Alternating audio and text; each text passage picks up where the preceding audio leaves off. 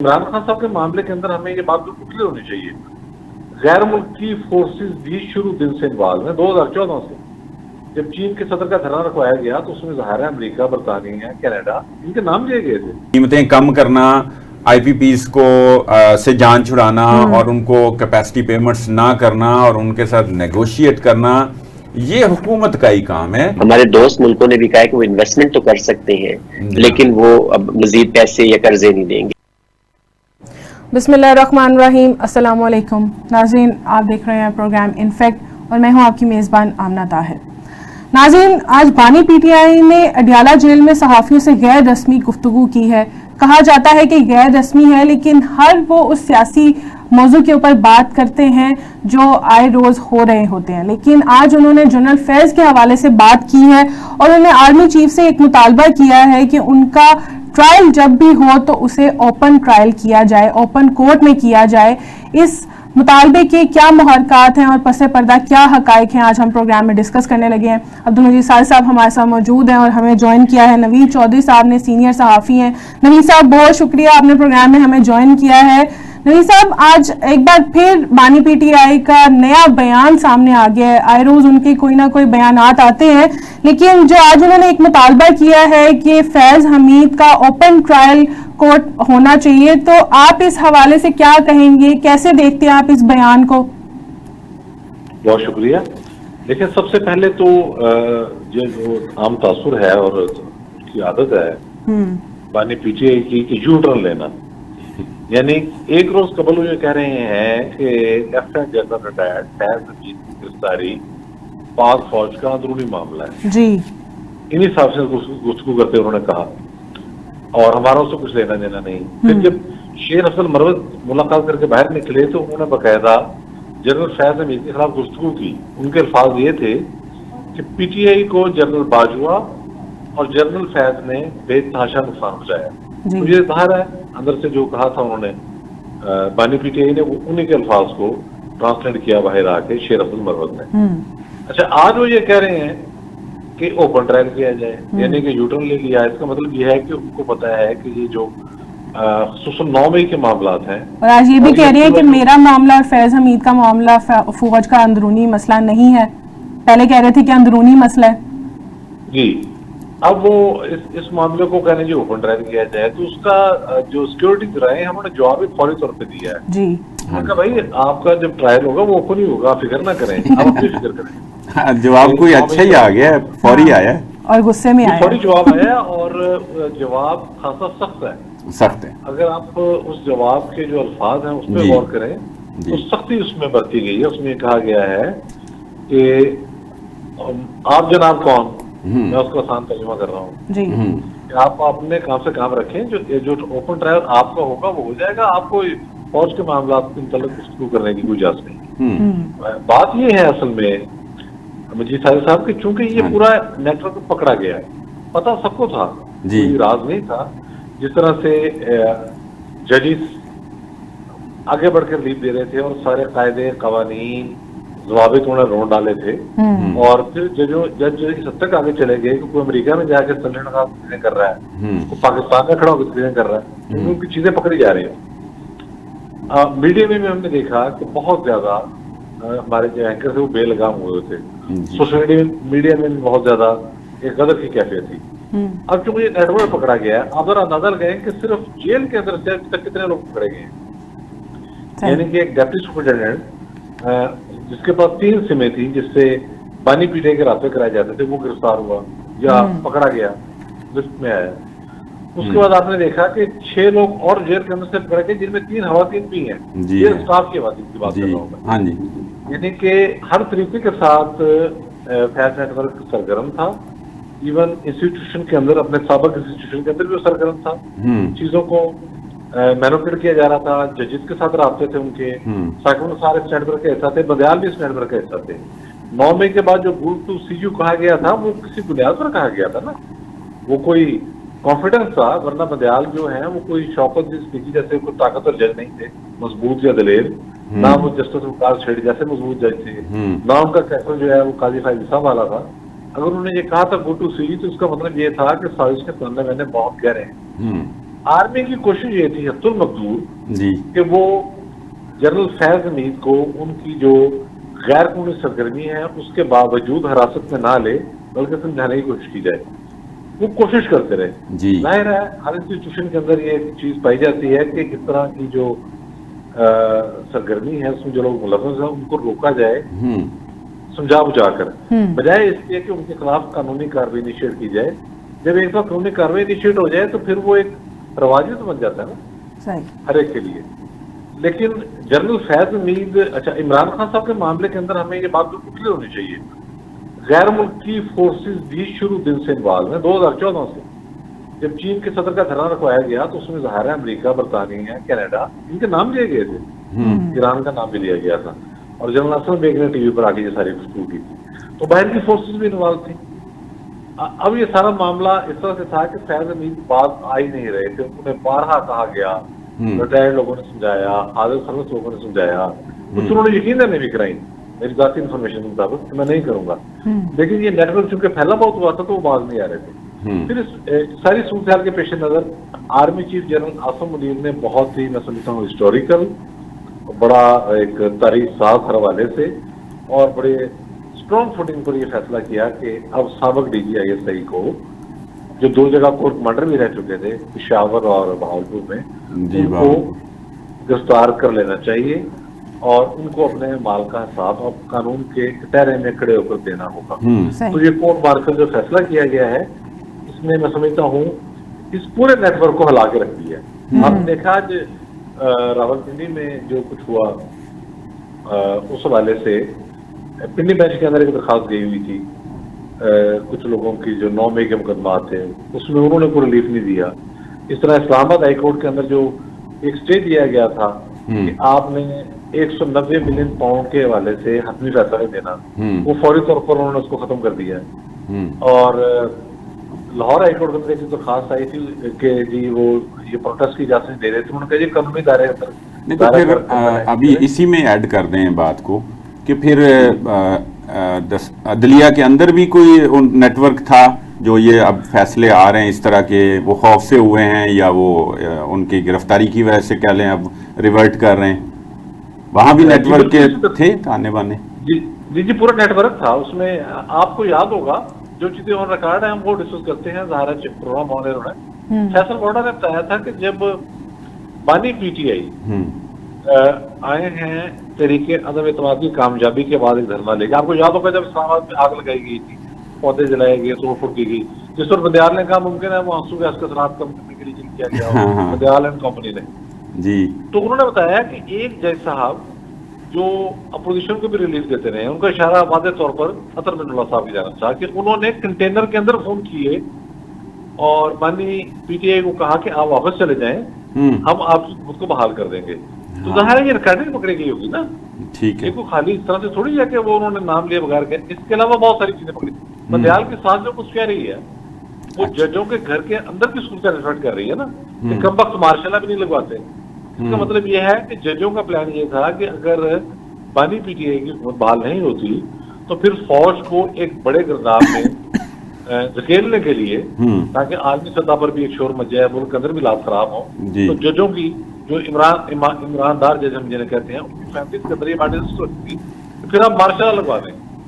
इसके अलावा आप देखें कि 9 मई के हवाले से मुल्क के सबसे बड़े अखबार में एक रिपोर्ट शाया हुई और उनके जो एडिटर हैं रावलपिंडी में, उनके हवाले से शाया हुई, उसमें बताया गया कि जब ये 9 मई के वाकयात हुए तो जो जज थे इस ग्रुप के, आप फैज नेटवर्क उसको आर्मी तौर पर कह लें कि फैज नेटवर्क तो खैर उससे भी बड़ा ऊपर था, वो अमेरिका से जो अवादे नुमाइंदगान, हाउस ऑफ रिप्रेजेंटेटिव, वहां से करारदादें आ रही हैं, बरतानिया की पार्लियामेंट से करारदाद आ रही है, इसराइल सरकारी तौर पर बयान दे रहा था, ये नेटवर्क था ना पूरा। अब मामला ये है कि वो उसमें जजों को ऑन बोर्ड लिया गया था और उसमें ये तय था कि आपने जमानतें देनी है, आपने रिलीफ देना है, ताकि ये जो लोग हमला करने जाएं इनको पहले ही तसल्ली हो कि कुछ नहीं होगा। तो ये जजेस ऑन बोर्ड से उनका एहतसाब करते हुए देर इसलिए हुई कि साजिश और साजिशी उनकी जड़ें बहुत गहरी थी और वो हर इदारे से ताल्लुक रखने वाले अफराद उसमें शामिल थे।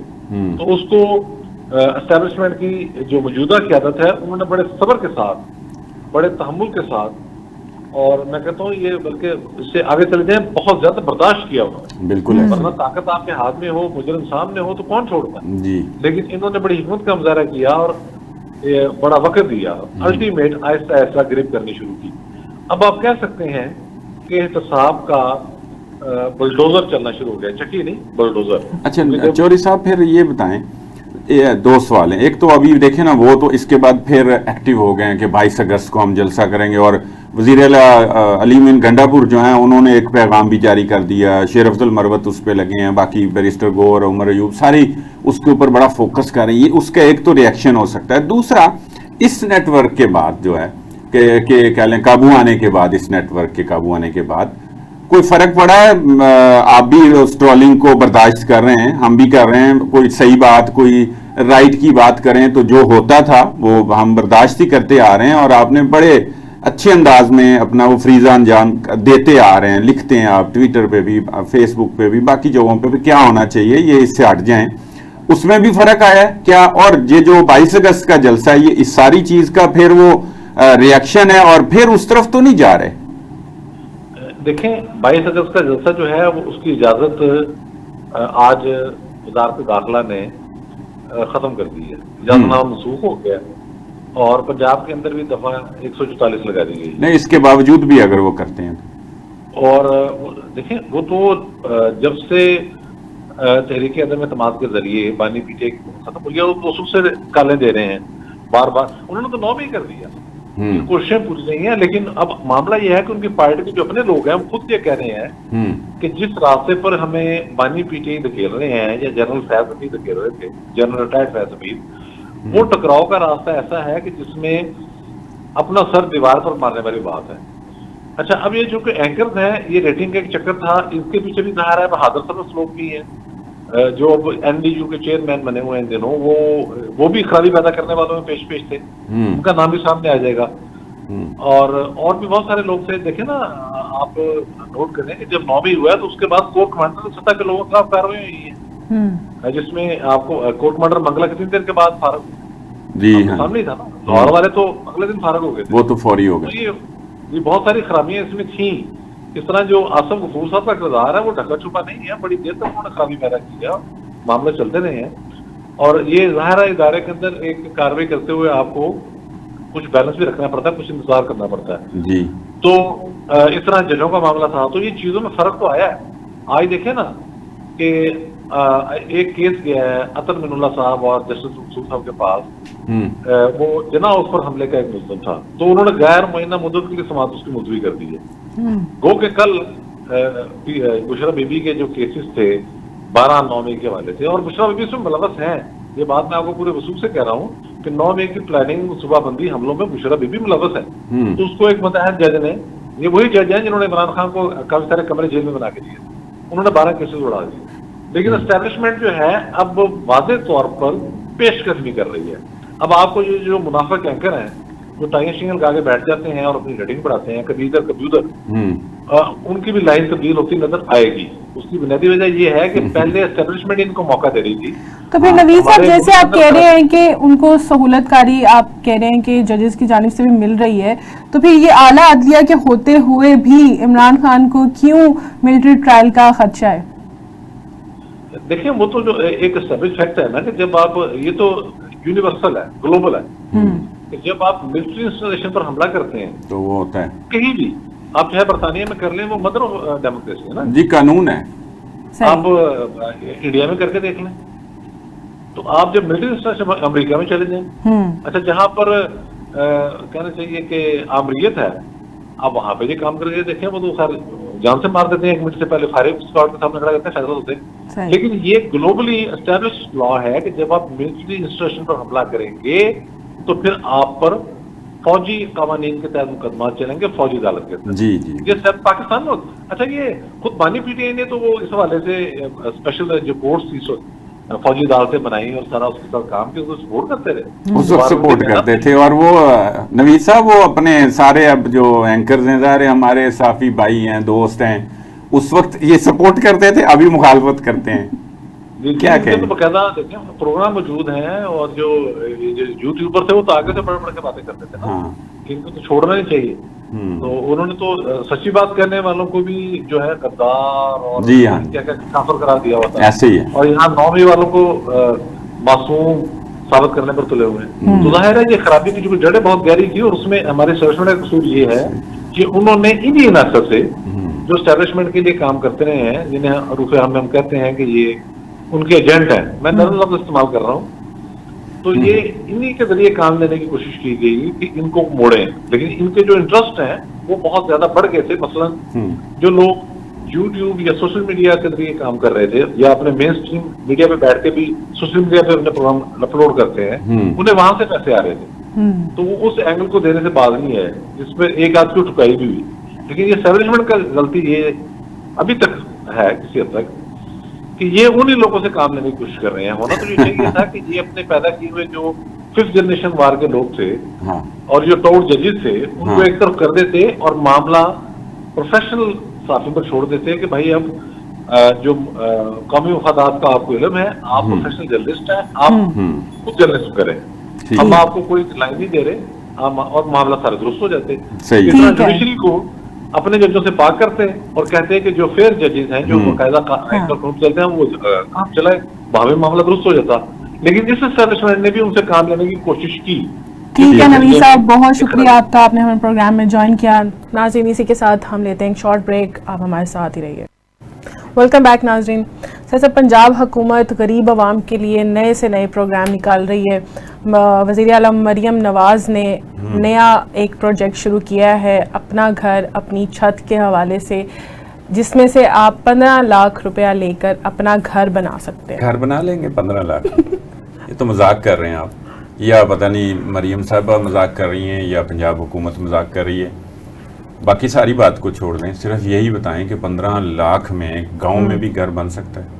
मेरा एक गांव से ताल्लुक है, आपसे पूछ ठीक है ना, मेरा एक गांव से ताल्लुक है, वहाँ भी 5 मरले की ज़मीन इतने की नहीं मिलती। अच्छा, वो ज़मीन होगी, ये तो घर बनाने के लिए लोन है ना, तो गो के बहुत मुतवसत नहीं, गुर्बत से नीचे जो लकीर, गुर्बत की लकीर के नीचे जो ज़िंदगी बसर कर रहे हैं, वो उनके पास कोई 5-4 मरले 3 मरले की जगह हो, तो वो अपनी छत बना सकते हैं। सिर्फ छत ही बना सकते हैं, अपने रहने के लिए वो छत सिर्फ बना सकते हैं 15 लाख रुपए में। वरना ये इस वे मरियम नवाज साहिबा को रिव्यू करना चाहिए।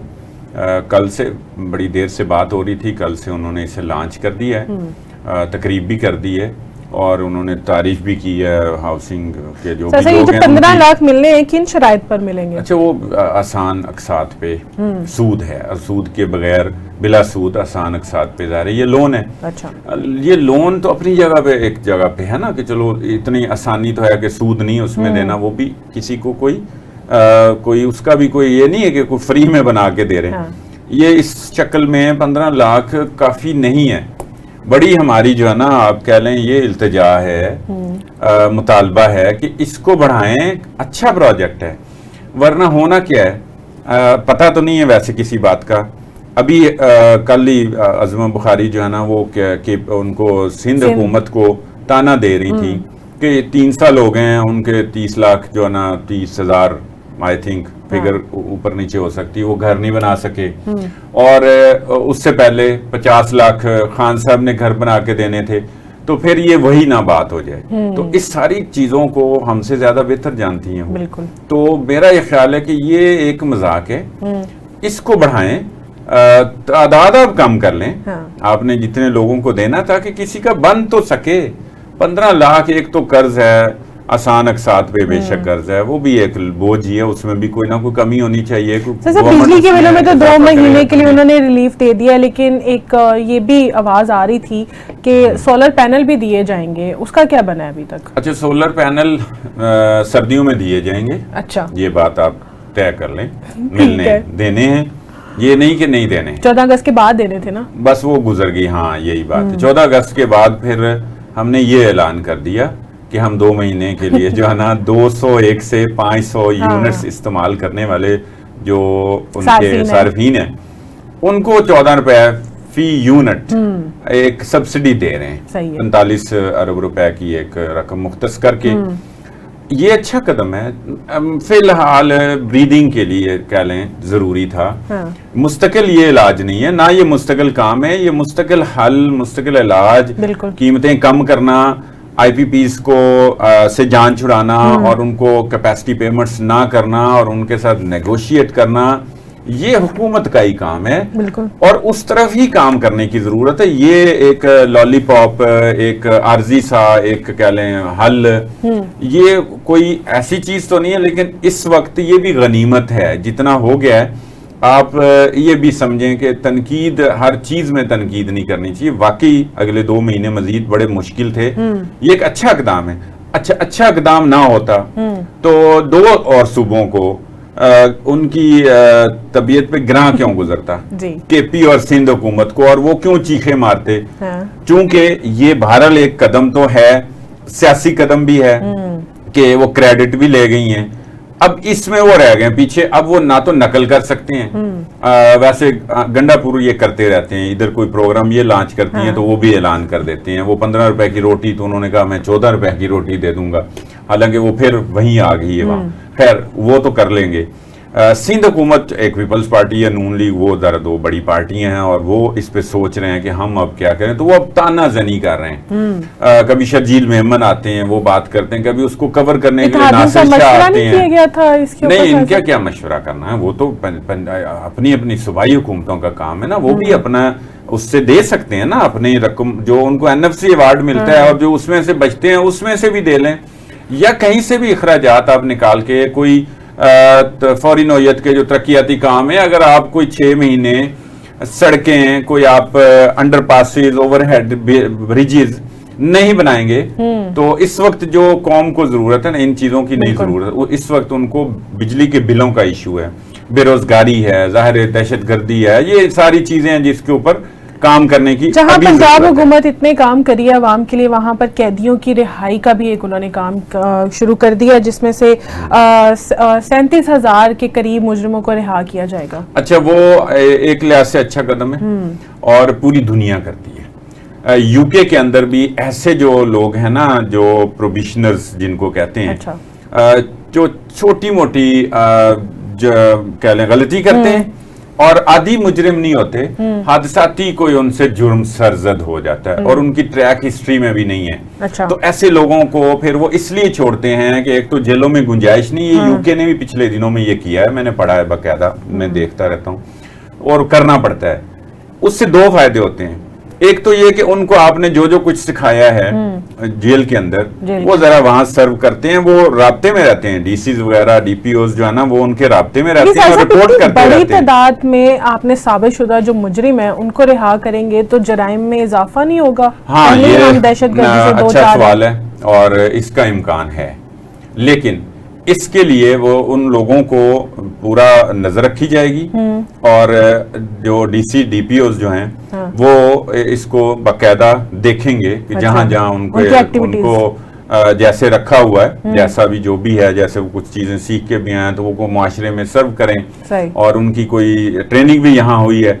और अगर फिर वो इसी में ही है आपके सवाल की तरफ ही, कि अगर वो किसी और दोबारा किसी भी मुजरिमाना फेल सरजद करते हैं या ऐसी किसी सरगर्मी में मुलविस पाए जाते हैं तो उनको पकड़ लिया जाएगा। अच्छा। वो निगरानी में रहेंगे। अब यहाँ पर ही आप आगे बात करते हैं कि हमारा सिस्टम तो इतना मजबूत नहीं है कि जो इतना वाकई रखे वो कोई मसला, यहाँ तो जेब गर्म कर दें, मुट्ठी गर्म कर दें, जो मर्जी कर दें। यहाँ तो ये है, जंगल का कानून है यहाँ पर।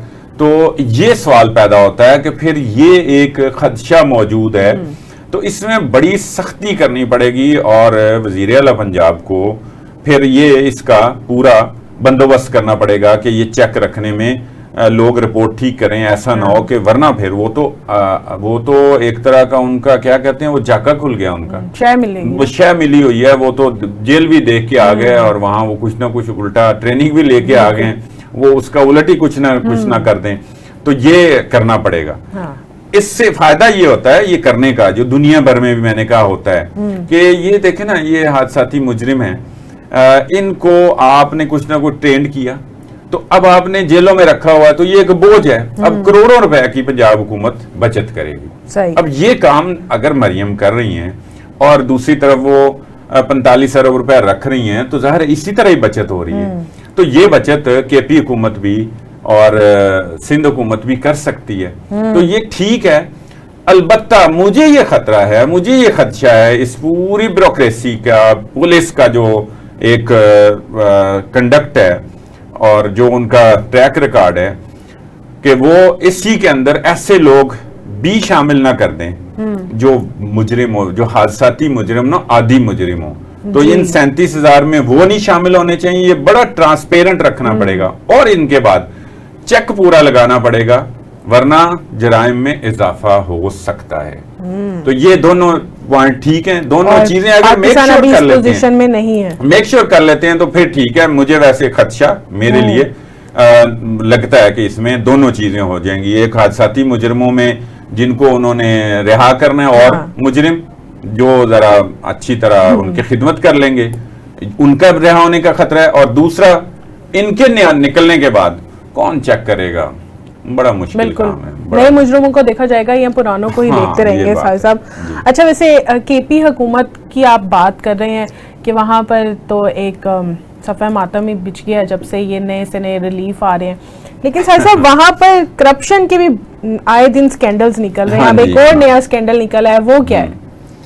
अब उनका ना, उन्होंने कोई फरवरी मार्च में जो दस्ताने खरीदते हैं ना हॉस्पिटल्स के लिए चाहिए होते हैं, ग्लव्स जो होते हैं, वो कोई 63 करोड़ रुपए से जायद की मजमूई लागत के ना खरीदे थे फरवरी मार्च में। अब उसमें कुछ हिस्सा जो वजीर सेहत ने एक वजाहत दी है, उसमें कुछ हिस्सा ये निगरान हुकूमत पे भी आ रहा है। अच्छा। कुछ खरीदारी वो कहते हैं कि वो उनके भी कुछ इसमें अकदाम उठाए हुए हैं, और जो स्टोर कीपर्स हैं वो इन दस्तानों से लाइलमी का इजहार कर रहे हैं। अच्छा। कि हमें पता ही नहीं है, को आए हैं तो वो कहते हैं कि जी इतने तो नहीं आए, इतने आए हैं। ये पूरी आ गई है ना चूंकि चीज, इसलिए उसकी तफसील में मैं नहीं जाता। खाली इतना मैं बता दूं कि उसमें करोड़ों दस्ताने, ये टोटल मैंने बताया ना इतनी लागत के हैं, और करोड़ों ही दस्ताने भी हैं। अच्छा। एक तो उसकी कीमत जितने की मार्केट में है उससे ज्यादा परचेज किए हुए हैं। इसी तरह की चीजें वहां और भी हैं, चूंकि करप्शन का वहां इस वक्त अगर चर्चा है ना, बलोचिस्तान हुकूमत में नहीं है, सिंध हुकूमत में उस तरह नहीं हो रही होगी, और होती है, ये नहीं हम बात कर रहे। चर्चे जिसके हैं वो केपी हुकूमत के हैं। वो वजीर आला परवेज अपना अली अमीन गंडापुर साहब, और उनके बरादरे असगर हैं, ये बात नहीं, बरादरे अकबर हैं, फैसल अमीन गंडापुर, उनके बड़े चर्चे हैं। शकील खान के चर्चे हैं, और वो अब खान साहब ने कमेटियां बनाई हुई हैं, चेक रखा हुआ है। इसके बावजूद वहां पर उनको इस खातिर के ये गंद ना मच जाए, ये शोर शराबा ना हो जाए, उन्होंने अपना जो सूबाई इजलास था ना, असेंबली का वो भी मौखर किया कि कोई खान साहब हमें रेस्क्यू कर दें। खान साहब शकील खान को भी समझा दें, क्योंकि खान साहब बात कर देंगे तो फिर तो खान साहब तो सबको डिक्टेट कर रहे हैं ना, आर्मी चीफ को डिक्टेट कर रहे हैं वो, और अब बाकियों को भी नहीं। वो बहरहाल वो इसी तरह अब वो उसको चलाने की कोशिश कर रहे हैं। लेकिन ये करप्शन जो केपी का वाकई एक मसला है, और केपी अपने ये काम करने के बजाय वो उनको फिक्र लगी है कि मरीम नवाज क्या कर रही है। और वो नहीं, ये नहीं होना चाहिए। इवन सिंध भी कर रहा हो, बलोचिस्तान भी कर रहा हो, और आपस में भी अपना काम करें, अपनी आवाम के लिए दर्द रखें, उनके लिए रिलीफ दें। अगर किसी ने किया तो अप्रिशिएट नहीं कर सकते तो उनके पीछे क्यों पड़ गए। नाज़रीन, यहाँ पर लेते हैं एक शॉर्ट ब्रेक, हमारे साथ वेलकम बैक। नाज़रीन, हमें ज्वाइन किया है आर शहजाद साहब ने। शहजाद साहब, बहुत शुक्रिया, आपने हमें प्रोग्राम में ज्वाइन किया है। शहजाद साहब, आज आपने बानी पीटीआई की गुफ्तगू सुनी होगी कि वो ओपन ट्रायल का मुतालबा कर रहे हैं। साथ उन्होंने ये भी कहा है कि 9 मई का मरकजी किरदार जो है वो फैज़ हमीद है, तो ओपन ट्रायल किया जाए। तो अगर ओपन ट्रायल होता है तो किन कवानीन के तहत हो सकता है? सहाफ़ियों को जाने की इजाज़त होगी या नहीं होगी? नहीं, देखिए, पहली बात तो ये है कि जो बानी पीटीआई है उनसे पहला सवाल तो ये करना चाहिए कि अभी 2 रोज कबल उन्होंने ये फरमाया था कि जो फैज का मामला है वो फौज का इंटरनल मामला है जी, और हमारा उससे कोई ताल्लुक नहीं है। अब जब इनका ताल्लुक नहीं है तो फिर ये उसकी ओपन ट्रायल या उसका क्यों कह रहे हैं? हाँ, ये नहीं तो वो यू टर्न लिया ना, क्या हो गया इसमें हैरानी की क्या बात? मतलब नहीं, ये यू टर्न में भी होता है कि आप थोड़ा सा तो जाते हैं, ये तो मुझे लगता है कि गोल गोल फिरते चले जाते हैं। ठीक है ना, मतलब वो एक दायरों का सफर है जिसका कोई वो मंजिल नहीं है ना, मतलब यू टर्न से भी अब ये अबाउट टर्न जो है ना, ये अबाउट टर्न है। देखिए, और फिर पहली तो दूसरी बात है कि उसका जवाब मैं या आप क्या दें, जिनका इदारा है, जिनके वो लेफ्टिनेंट जनरल थे, जिन्होंने ये कार्रवाई इनिशिएट की, उन्होंने तुरंत जवाब दे दिया कि भाई, उन्होंने कहा है कि he is no one. Imran कौन है हमें मशवरा देने वाला? देखिए, इतना स्नैप, इतना वो जिसे कहते हैं शटअप कॉल वाला जवाब मोस्टली जो आर्मी है वो नहीं देती। उन्होंने इसको बहुत, हाँ। दूसरी बात देखिए, आप माशाल्लाह से जर्नलिस्ट हैं, मुझसे ज्यादा समझदार है, दुनिया को देख रखा है, मुझे बताएं दुनिया में कहां पर जो मिलिट्री ट्रायल्स हैं वो ओपन होते हैं?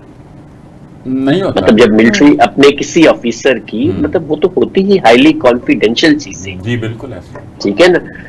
जब मिलिट्री ट्रायल कंप्लीट हो जाता है, उसके बाद जब ये ओपन ट्रायल होते हैं, जब इनको ये अपील में जाते हैं हाई कोर्ट के पास या उनके पास, लेकिन जो मिलिट्री के अपने इंटरनल मैटर्स वो तो कॉन्फिडेंशियल होते हैं, ये तो बड़ी सेंसिटिव बातें हैं। मतलब ये आप लाइव टीवी, आप मुझे बताएं दुनिया के कौन से मुल्क ने कभी किसी जर्नैल का ओपन ट्रायल किया हो? नहीं करते। उनके मतलब बड़े सेंसिटिव इश्यूज इसके साथ एसोसिएटेड है। जो बानी पीटीआई है, अगर आप देखें, मैं एक साइकोलॉजिस्ट भी हूँ, वो शदीद ज़हनी दबाव का शिकार है।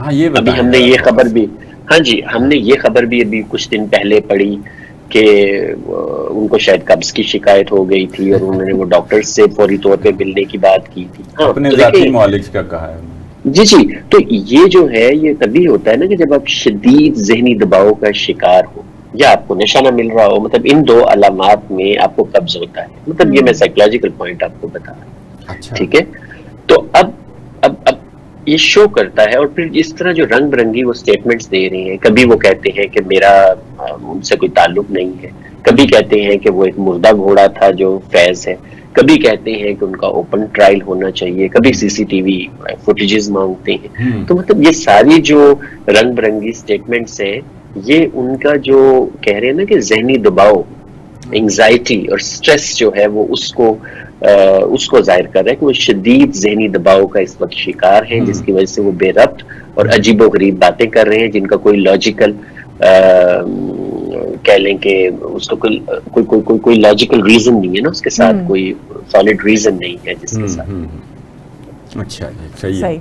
तो ये पोस्ट फैज जो है, अब एक ईरा शुरू हो गया ना जी। जी जी जी जी जी, इसके भी कोई असरात समझते हैं, कोई पढ़े हैं, और इससे कोई ये जो डिजिटल की दुनिया है और डिजिटल दहशतगर्दी जो एक टर्मिनोलॉजी सामने आई है, उसमें कुछ कमी महसूस कर रहे हैं आप? बाहर भी और यहाँ भी महसूस कर रहे हैं? और खान साहब पे भी क्या असरात मुरतब हो रहे हैं? पीटीआई पे क्या हो रहे हैं? देखिए, वो जो कहते हैं ना कि जब वो महल पे कोई उस्ताद टूटती है तो गुलाम मशलें लेकर भागते फिरते हैं, तो यही हाल है। आप देखिए, जिस दिन उन्हें गिरफ्तार किया गया वो इतना सडन था, इतना शॉकिंग था कि 2-3 दिन तो आपको पीटीआई की जो सोशल मीडिया एक्टिविटी है वो जीरो पे जाती नजर आई। ठीक है, उसके बाद फिर आपने देखा कि मुख्तलिफ इस्तीफे आना शुरू हुए। अहमद अजहर ने इस्तीफा दिया, इसने दिया, उसने दिया, तो बहुत सारे और इस्तीफे भी हमारे सामने आ गए। ये उसका दूसरा वो था। तीसरा, अब जो पीटीआई का जो एक मरबूत नेटवर्क था, उसमें एक बहुत बड़ा क्रैक पड़ा है। आपको पाकिस्तान के अंदर इनके जो ये ट्रेंड बनाते थे, जो जहरीली मुहिम शुरू करते थे, वो सारी खत्म हो गई। अब इनका फोकस गवर्नमेंट के ऊपर, पंजाब गवर्नमेंट के ऊपर, तनकीद या इन चीजों पर तो है, लेकिन आर्मी वाली साइड पे आपको फिर इनके जो बड़े बड़े अकाउंट्स थे वो सारे खामोश हो गए हैं। आपको जो पीटीआई के बड़े सोशल मीडिया के अकाउंट्स हैं वो चुप होते नजर आएंगे। इस वक्त जो है वो 2-4 अकाउंट्स हैं जो बेनाम हैं, बेचेहरा हैं, जिनका कोई सामने वो नहीं पता कि ये कहाँ के हैं, किसके हैं। तो वो उस तरह के अकाउंट्स इनकी वो कर रहे हैं। लेकिन पीटीआई का जो, और फिर देखिए जो पीटीआई के नंबर ऑफ ट्वीट्स और रीट्वीट्स और इंप्रेशंस वो सारे भी डिक्लाइन कर गए, वो जो हजारों की तादाद में। तो फिर ये आपस में लड़ रहे भी हैं। मतलब कल लीमा बाजी और बुशरा साहिबा भी लड़ी हैं।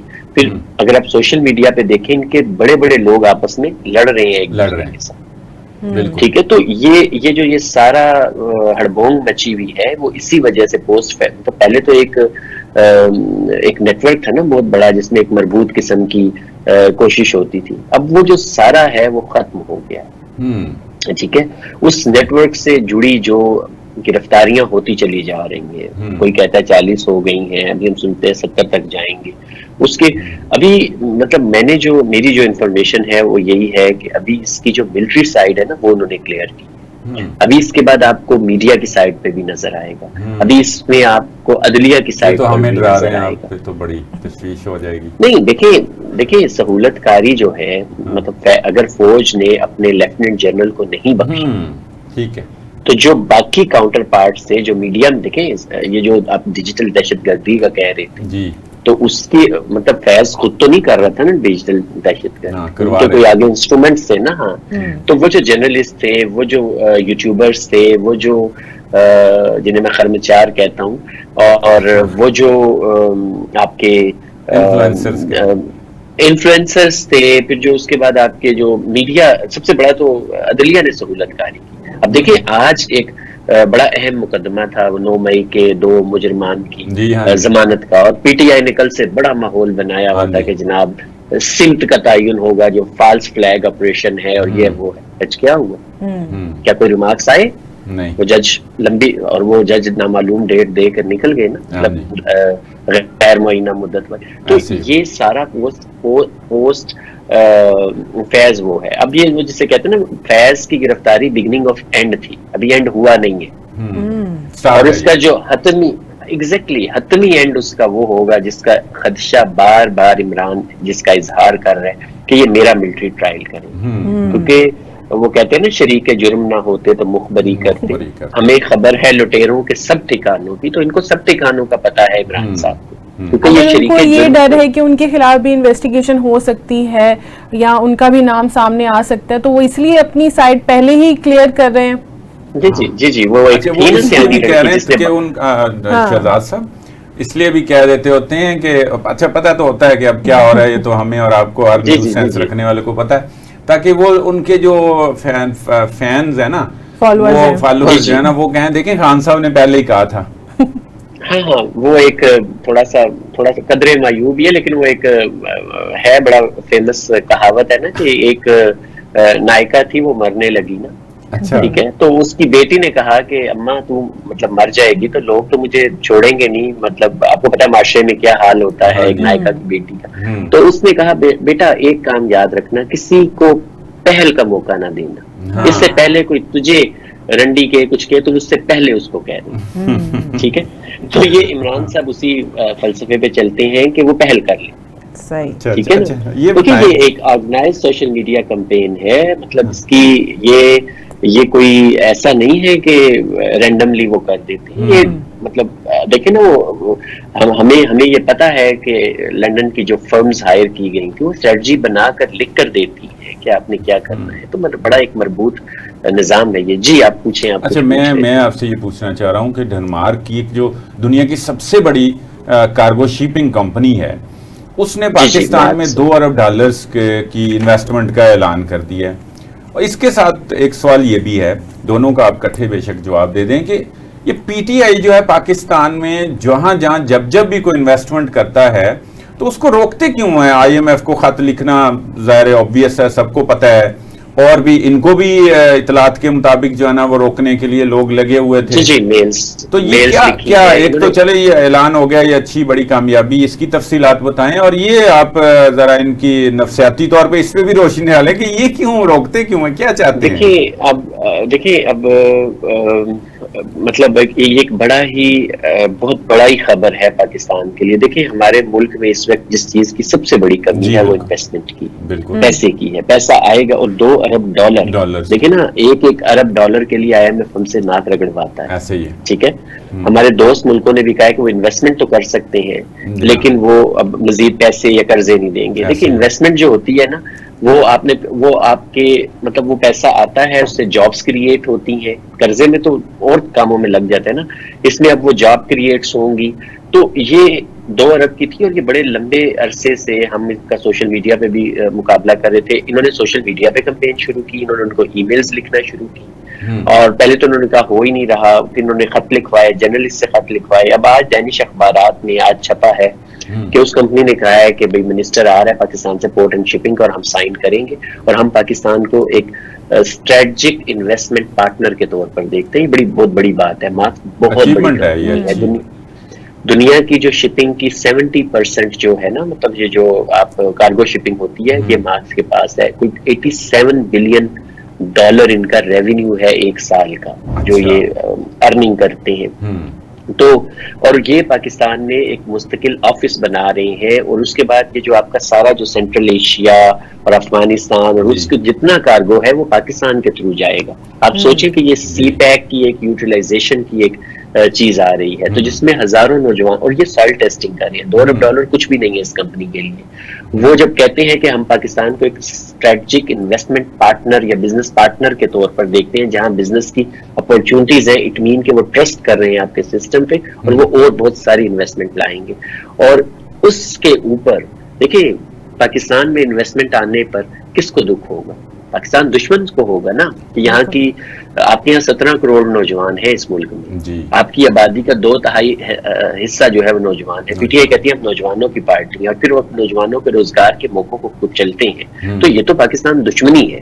अमेरिका से खत लिखवाए हैं। मेरी बात हो रही थी यहाँ पर मुख्तलिफ जराए से, जो उस कंपनी के और जो हमारे सफारत खाना है उनसे भी, और ये बड़ी तशवीश से वो ये चीज देख रहे थे। इससे पहले इंडिया ये काम करता था कि जहां पाकिस्तान को इन्वेस्टमेंट या कोई फायदा होता था, इंडिया वाले पहुंच जाते। अब इंडिया वाले पीछे बैठे हुए हैं और उनके एजेंडे दूसरे लोग पूरा कर रहे हैं। ये एक बड़ी ही शर्मनाक चीज है जो पीटीआई ने पहले IMF को लिखा। आपने जैसे कहा, पीटीआई ने वो GST प्लस स्टेटस के लिए ये लिखते रहे, फिर उन्होंने अमेरिकन कांग्रेस से करारदादें मंजूर करवाई। तो ये रियासत पाकिस्तान से दुश्मनी। देखिए, गवर्नमेंट इस वक्त नून लीग की गवर्नमेंट है, लेकिन ये सदा नहीं रहेगी।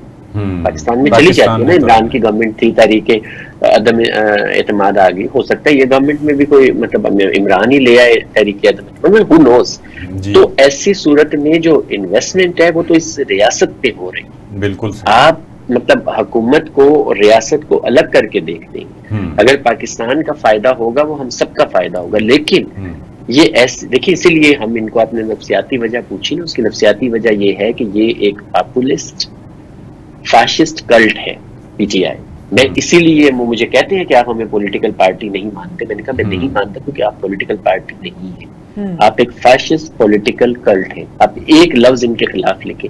मैं नून पे बहुत तनकीद करता हूँ, आप भी करते होंगे, हम सारे करते होंगे। जरूरी नहीं नून का हर काम अच्छा हो, लेकिन हम जब तनकीद करते हैं वो हमारे घरों पे हमला नहीं करने आते, वो हमें गालियों के तूफान नहीं देते। ये इनके ऊपर आप करके देखें। आप एक ट्वीट लिखें, आपके वर्क प्लेस पे ईमेल लिखेंगे, आपके घरों के ऊपर ये आएंगे। मतलब तो ये एक फाशिस्ट कल्ट है, जिसमें ये एक शख्सियत परस्त गिरोह है, जिसमें एक शख्सियत जो उनको रवैया सियासी बनाने का, पार्टी को सियासी बयान बनाने की जरूरत है। वो जब कहते हैं कि उसने कहा था ना कि इमरान नहीं तो पाकिस्तान नहीं। हाँ, ये रवैया बिल्कुल ये गलत कि अगर इमरान नहीं तो हम कहते हैं कि पाकिस्तान है। वो देखिए, चीफ ऑफ आर्मी स्टाफ ने क्या कहा कि इस पाकिस्तान पे लाखों आसिम मुनीर कुर्बान, इस पाकिस्तान पे लाखों शहबाज शरीफ कुर्बान, और बिल्कुल ऐसा ही है। हम में से कोई भी अहमियत नहीं रखता। यहाँ कभी अयूब भी हुक्मरान था, यहाँ कभी जिया भी था, नवाज शरीफ भी था, पता नहीं बेनजीर साहिबा जैसी खातून भी थी, कौन कौन नहीं था। लेकिन कहाँ गए वो सारे? वो नहीं रहे। पाकिस्तान मौजूद है, तो पाकिस्तान में रहना है हमने। इसलिए हम कहते हैं ना, सबसे पहले पाकिस्तान का जो नारा भी था कि भाई पाकिस्तान में रहना है, बाकी सब चीजें गैर अहम है। और जब पाकिस्तान की अवाम जो है वो इसकी मालिक है, कोई आसिम मुनीर, कोई इमरान खान, कोई मतलब दूसरा तीसरा इस मुल्क का मालिक नहीं है। ये लोग आते हैं, ये लोग चले जाते हैं। बहुत शुक्रिया आपका, बहुत शुक्रिया आपका जी, आपने मुझे मौका दिया। और साहब, एक कौमी हुकूमत की तजवीज़ दी जा रही है।